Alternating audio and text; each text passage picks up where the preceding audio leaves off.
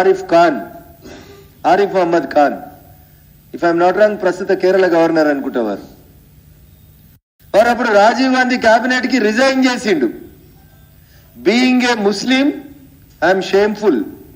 మా ముస్లిం మహిళలకు రావాల్సినటువంటి చట్టబద్ధంగా సుప్రీంకోర్టు ఇచ్చిన జడ్జిమెంట్ ని భారత ప్రభుత్వం వ్యతిరేకిస్తున్నందుకు నిరసనగా భారత ప్రధానికి నా రాజీనామా లేఖ పంపిస్తున్నాను అని ఆరిఫ్ మహమ్మద్ ఖాన్ గారు నాటి రాజీవ్ గాంధీ ప్రభుత్వంలోంచి రిజైన్ చేసి బయటికి పోయినరు. నేను ఇదంతా ఎందుకు చెప్తున్నా అంటే, ఒక కోర్టు కేసులో ఒక రకంగా మాట్లాడడం, ఇంకో మాట్లాడడం, this is not called secularism. Secularism అంటే ప్రభుత్వము మతాలని ఒక మతపరంగా నడపకూడదు అనేది సెక్యులరిజం అర్థం. మరి ఈరోజు మీరు ఈ దేశంలో మెజారిటీ ప్రజలైనటువంటి హిందువుల ఆకాంక్ష, ప్రపంచంలో ఉన్నటువంటి ప్రతి హిందూ బంధువు ఆకాంక్ష రామ మందిర నిర్మాణం. సుప్రీంకోర్టే జడ్జిమెంట్ ఇచ్చింది కదా.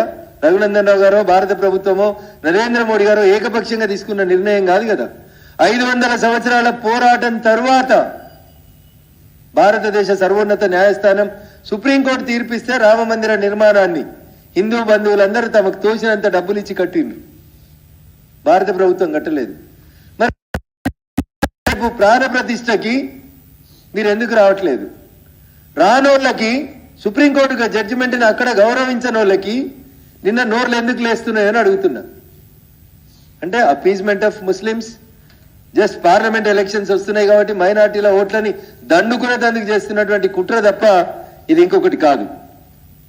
ఓకే, మీరు కోర్టు జడ్జిమెంట్లని స్వాగతించారు కదా, బిల్కిస్ బానో కేసులో జడ్జిమెంట్ని స్వాగతించారు కదా, మరి జ్ఞానవాపి కేసులో కూడా కోర్టు జడ్జిమెంట్ ఇచ్చింది ఆర్కియాలజీ డిపార్ట్మెంట్ తోటి సర్వే చేయించమని.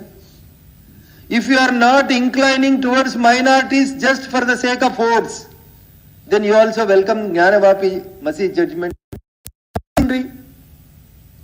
ఈ దేశంలో అన్ని కోర్టుల జడ్జిమెంట్లని మేము గౌరవిస్తాం, మేము స్వాగతిస్తాం.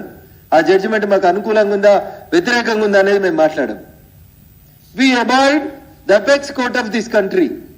భారత సర్వోన్నత న్యాయస్థానం ఇచ్చేటువంటి తీర్పులు ఏ కోర్టు ఇచ్చినా ఆ తీర్పుని మేము గౌరవిస్తాం. మరి మీరు గౌరవించాలనా వద్దా? ముస్లింలకు అనుకూలంగా వచ్చిన కేసు అయితే ఒక జడ్జిమెంటు, లేదా మెజారిటీ ప్రజలైనటువంటి హిందువులకు వచ్చినటువంటి జడ్జిమెంట్లను మాత్రమే మీరు వ్యతిరేకిస్తామంటే మీ వక్ర బుద్ధిని ప్రజల ముందు ఉంచాలని చెప్పి మేము అనుకుంటున్నాం.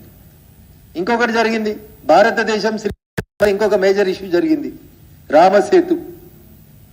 సుబ్రహ్మణ్య స్వామి గారు సుప్రీంకోర్టులో 4 రోజు ఆర్గ్యుమెంట్ చేయకపోతే రామసేతును బ్లాస్ట్ చేస్తామని కూర్చుంది అప్పుడు ఉన్నటువంటి యూపీఏ ప్రభుత్వం శ్రీమతి సోనియా గాంధీ గారి నాయకత్వంలో. వారి భాగస్వామిగా అప్పుడు ఉన్నటువంటి డిఎంకే ఎన్ని మాటలు మాట్లాడిందో ఈ దేశ ప్రజల ముందు ఉన్నటువంటి అంశం. అందుకని వీఆర్ నాట్ ఎగ్జాగరేటింగ్. మీరు బిల్కిస్ బానో కేసు గురించి మాట్లాడితే అయోధ్యలో కరసేవకుల పంచాయతీ మాట్లాడదాం, గోద్రా రైలు కేసు గురించి మాట్లాడదాం. ఇంకా మీకు చేతనవుతుందంటే 1947 ఈ దేశానికి స్వతంత్రం వచ్చిన నాటి నుంచి ఎవరెవరి మీద ఎక్కడెక్కడ రేపులు జరిగినాయో మాట్లాడుకుందాం. కేటీఆర్ ఢిల్లీ బోత్ దూరే జరిగింది. ఆదిలాబాద్ లో టేకుల లక్ష్మి అని ఒక దళిత యువతి మీద జరిగింది, రేప్ కేసే కదా. బిల్కిస్ బానో మీద జరిగింది కూడా రేప్ కేసు అనే మాట్లాడుతున్నారు కదా మీరు. ఢిల్లీ చాలా దూరం ఉంది రామన్న. కవితక్క గీన్నే నీ పార్లమెంట్ పక్కనే, నిజామాబాద్ పక్కనే ఉంటుంది ఆదిలాబాద్. టేకులపల్లి లక్ష్మి అనేటువంటి దళిత యువతి మీద రేప్ జరిగి మర్డర్ జరిగితే మీ నోర్లు ఎందుకు మూతపడ్డాయి? దళితుల గురించి మాట్లాడరా? తెలంగాణ మహిళల గురించి మాట్లాడరా? తెలంగాణలో మహిళల మీద అన్యాయం జరిగితే మా చెల్లె మాట్లాడేందుకు నోరు రాదా? అది సెక్యులరిజం కాదా? దళితుల హిందువుల గురించి తెలంగాణ ఆడపిల్లల మీద జరిగిన అన్యాయాల గురించి నోరిప్పేటందుకు రాని మీ ట్విట్టర్లు, మీ నోర్లు, మీ పేపర్లు ఎందుకు తెరుస్తున్నారు అంటున్నా. ఎవరికి వారసులు ఉందామనుకుంటున్నారు? నేను మళ్ళీ అడుగుతున్నా, రావణాసురునికి శూర్పనఖలకు వారసులు ఉందామనుకుంటుర్రా? రాముడు నడయాడిన ఈ నేల మీద రామునికి వారసులు ఉందామనుకుంటుర్రా? రాముడు అన్ని మతాలని సమానంగా చూడమని చెప్పిండు, సర్వధర్మ సమభావనతోటి పాలించిండు, అందుకనే అంత గొప్ప దేశ రాజైండు రాముడు. మీరేం చేస్తున్నారు? మీరు ఎందుకు మాట్లాడుతున్నారు? ఒక దాంట్లో ఒకటి, ఇంకొక దాంట్లో ఇంకొకటి, ఎట్లా మాట్లాడుతారు మీరు? అయినా మా తెలంగాణ మీడియా మిత్రులకి, మా తెలుగు మీడియా మిత్రులకి, ఇన్ టోటల్గా మా మీడియా మిత్రులకి నాది ఒకటే అప్పీల్. నేను ఇట్లా మీడియా సమావేశం జరుపుతుంటే మా అధ్యక్షుని ఒక ప్రశ్న అడిగారు. మీరు బీజేపీ బీఆర్ఎస్ అన్నట కదా, రేపు పార్లమెంట్లో కూడా కలిసి పోటీ చేస్తారట కదా. నేను ఒక లాజిక్ మీ ముందు ఉంచదలుచుకున్నాను. నేను నిన్న రాహుల్ గాంధీ మాట్లాడిన కొద్దిసేపటికి రామారావు గారు మాట్లాడతారు, రామారావు గారు మాట్లాడిన కొద్దిసేపటికి కవితమ్మ మాట్లాడుతుంది. So why can't you see all these 3 are in one line? Congress BRS రెండు ఒకటే లైన్లో పోతున్నాయని ఎందుకు కనబడతలేదన్న మా మీడియా మిత్రులకి చూస్తున్నారు, కానీ మమ్మల్ని అనాలని అంటున్నారేమో అని మాకు బాధ అవుతుంది. అట్లా గంతెందుకన్నా మొన్నటిదాకా పార్లమెంట్ నడిచింది 3 నెలల కింద.